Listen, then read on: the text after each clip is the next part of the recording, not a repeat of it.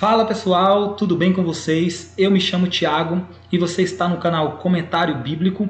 É um prazer enorme ter você aqui conosco para juntos aprendermos mais e mais da Palavra de Deus. E desde já eu quero pedir para você que, se você ainda não é inscrito no canal, se inscreva no canal, ative as notificações, pois isso é muito importante.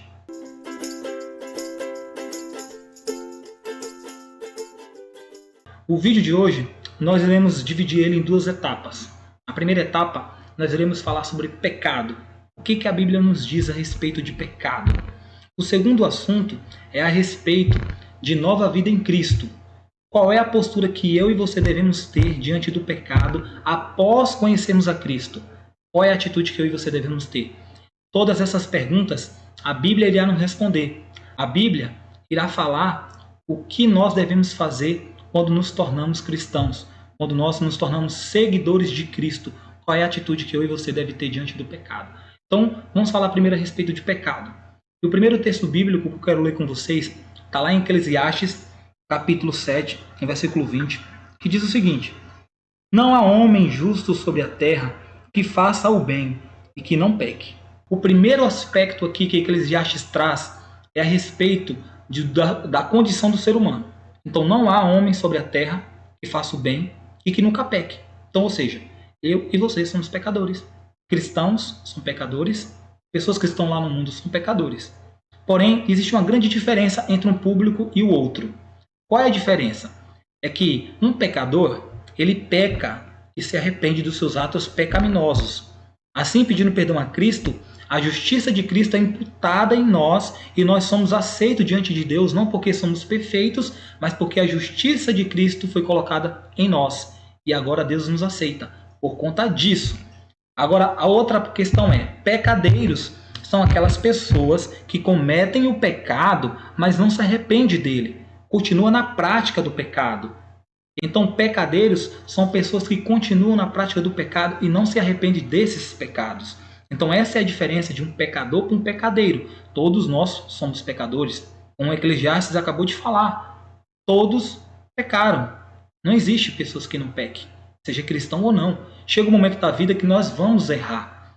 Mas o problema não é errar. O problema é o que nós fazemos diante do pecado. Qual é a atitude que nós temos diante do pecado? É nos arrepender ou é continuar na prática do pecado? Então, a Bíblia ela traz esclarecimentos claros a respeito desse assunto. Eu quero continuar lendo o texto bíblico com vocês também. Agora lá em 1 João, no capítulo 1, do versículo 8 ao 10. Veja bem o que a Bíblia diz. Se dissermos que não temos pecado nenhum, a nós mesmos nos enganamos, e a verdade não está em nós. Se confessarmos os nossos pecados, Ele é fiel e justo para nos perdoar os pecados e nos purificar de toda injustiça. Versículo 10. Se dissermos que não temos cometido pecado, fazemo-lo mentiroso, e a sua palavra não está em nós. Então, ou seja, se nós dissermos que não temos pecado, nós estamos fazendo de Cristo uma pessoa mentirosa.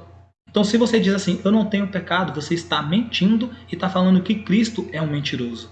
Porque, de fato, eu e você somos pecadores. Não existe pessoas neste mundo que não pequem. Todos nós pecamos.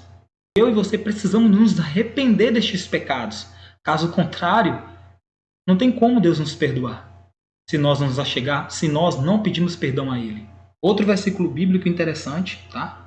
Que fala a respeito do pecado, está lá em Romanos, no capítulo 3, no versículo 23, que diz o seguinte: Pois todos pecaram e carecem da glória de Deus. Quantas pessoas pecaram? Todos. Todas as pessoas pecaram e carecem da glória de Deus. Então, todos nós somos pecadores e carecemos da graça de Cristo para nos salvar. Não há outro meio de salvação a não ser pelo meio de Cristo. Não há outro meio de salvação. Nada do que eu faça vai me trazer bênção e salvação, porque Cristo já fez por mim. Agora, a segunda parte do nosso tema aqui. Iremos falar sobre vida nova em Cristo. Como é que era o formato de uma conversão do passado de um crente? Vamos falar de 40, 50 anos atrás. O sujeito primeiro conhecia a mensagem, se convertia, ele ouvia uma pregação à la Billy Graham. Você tem que entregar a sua vida a Jesus. Ele era batizado, se ele fosse batizado numa igreja que batiza por imersão ou por aspersão, não importa. O batismo era: eu, como ministro do Evangelho, te batizo para a remissão dos seus pecados em nome do Pai, do Filho e do Espírito Santo. Ok? Aí ele passava por um período de desassocialização. Por quê? Se toda sexta-feira à noite ele ia para o bar tomar uma cerveja com os colegas e jogar sinuca, agora ele não vai mais para o bar. Ele vai para a igreja. E esses colegas do bar falavam assim: o Zé agora é crente. Ridicularizavam. Ele mudava o jeito de vestir, que agora ele começava a botar um terno, que ele nunca botou terno para ir para a igreja. Ele mudava o jeito de vestir, a mulher dele mudava o jeito de vestir. Aí ele perde esses amigos. Ele vai para a igreja. A linguagem dele muda e ele começa a ser reassocializado na igreja. Aí a filha dele agora começa a namorar um menino da igreja. Ele mudou. O processo hoje é diferente. Nós temos um evangelho hoje que é um evangelho de serviço. O mercado descobriu um nicho a ser conquistado, que é o cristão consumidor. Então você cria uma mega church, não há mais a pregação sobre pecado. Aí o crente de hoje, ele quer ser cada vez menos sectário, menos minoria, menos incomodado. Ele quer uma religião mais personalizada, com um culto que o atraia, um culto coach, um culto que fala mais de autoajuda e não mais de pecado. Como vocês puderam ver aí no vídeo, é exatamente o que acontece hoje em dia. Por que eu falei a respeito primeiro de pecado? Porque eu quero deixar bem claro aqui que nós não estamos falando sobre perfeccionismo, sobre ser perfeito. Nós descobrimos na Bíblia que todos pecaram. E se eu falar que eu não tenho pecado, eu sou mentiroso e faço de Cristo uma pessoa mentirosa. Então todos nós pecamos. Isso é fato. Todos nós precisamos ter uma mudança de vida. Todos nós precisamos mostrar na prática que Cristo nos alcançou. Não adianta de nada eu falar que sou cristão e logo mais lá na frente eu demonstrar totalmente o contrário, porque vai tudo por água abaixo. Porque se eu prego, mas não testemunho, logo eu estou fazendo nada mais, nada menos do que enganar a mim mesmo. Então o evangelho precisa ser vivido na prática. Mas vamos ver o que a palavra de Deus diz a respeito disso, para não ficar somente nas minhas palavras aqui, né? Somente na minha opinião. Vamos ver o que a Bíblia diz a respeito disso. Lá no capítulo 3 de João, Jesus falou o seguinte: em verdade te digo, quem não nascer da água e do Espírito não pode entrar no reino de Deus. Quem não nascer da água e do Espírito não pode ver o reino de Deus, meu amigo. É isso que a Bíblia diz. Se eu e você não nascer da água, que é o batismo, algo simbólico, e do Espírito, que é a mudança de vida, precisamos demonstrar isso na prática. Se não acontecer isso na nossa vida, nós não iremos ver o reino de Deus. É fato. Esse é o próprio Jesus falando. E ainda continuando aqui. Lucas capítulo 9, no versículo 23, Jesus disse o seguinte: se alguém quer vir após mim, a si mesmo se negue. Dia a dia tome a sua cruz e siga-me. Dia após dia, tome a sua cruz e siga-me. É isso que Jesus falou. É esse o convite que Jesus faz para mim e para você. É para nós tomarmos a nossa cruz e segui-lo. Não é para mim continuar da mesma forma que eu era antes, não. É para mim ter uma mudança de vida. É para mim ter uma transformação de vida. Porque agora Cristo vive em mim. É isso que diz o texto bíblico. Lá em Gálatas capítulo 5, versículo 13. Porque vós, irmãos, fostes chamados à liberdade. Porém não useis da liberdade para dar ocasião à carne. Sede antes servos um dos outros pelo amor. Eu tenho livre-arbítrio, então faço o que eu quero. Não, não é bem assim. Se Deus habita em você, se o Espírito Santo habita em você, você vai fazer coisas do Espírito Santo. Você não vai fazer coisas que você fazia antes, quando você era um pecador, né? Um pecadeiro, que você pecava e não se importava. Hoje não. Hoje você peca, mas você se importa, porque algo te incomoda e algo te pressiona para que você tenha essa mudança de vida.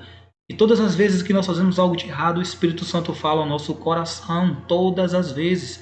Pela graça de Deus, Ele quer salvar eu e você, mas precisamos nos arrepender, porque se assim não for, nós não iremos ver a Deus. Gálatas capítulo 2, versículo 20. Logo, já não sou eu quem vive, mas Cristo vive em mim. E esse viver que agora tenho na carne, vivo pela fé no Filho de Deus, que me amou e a si mesmo se entregou por mim. Então, não sou eu quem vivo, mas Cristo vive em mim. Nós precisamos entender isso, que Cristo vive em nós. E uma vez que Cristo vive em mim e em você, nós precisamos tomar atitude de cristão. Nós precisamos nos vestir diferente, falar diferente, comer diferente, tudo diferente, porque somos diferentes do mundo. E de fato Jesus mostrou isso na prática, e nós devemos ser diferente do mundo. Nós não podemos ser igual ao mundo, porque você tem que almejar algo que vai além disso, algo eterno. E só quem pode te dar isso é Cristo Jesus. A única parte que você entra no processo da salvação é com seus pecados, entregando seus pecados a Cristo. E assim, Cristo imputa a sua justiça em nós, a sua graça em nós, para que nós sejamos aceitos diante de Deus. Não porque eu e você somos justos. Porque existem pessoas que não querem fazer a vontade de Deus como Deus a pede. Porque a minha opinião diante do que está escrito não é nada. Nós devemos ir na palavra de Deus para descobrir qual é a sua vontade para mim e para a sua vida, meu querido. E é exatamente isso que nós temos que viver, uma vida nova.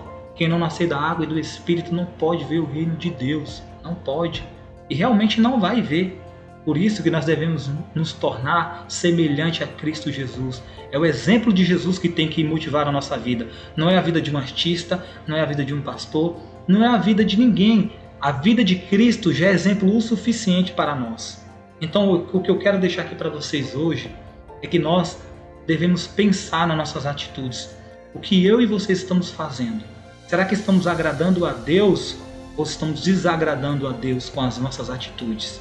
Será que nós não devemos rever aquilo que nós temos feito, porque de fato estamos entristecendo o coração do Senhor? Então o apelo de hoje que Deus faz para mim e para você é que nós tenhamos vida nova em Cristo Jesus.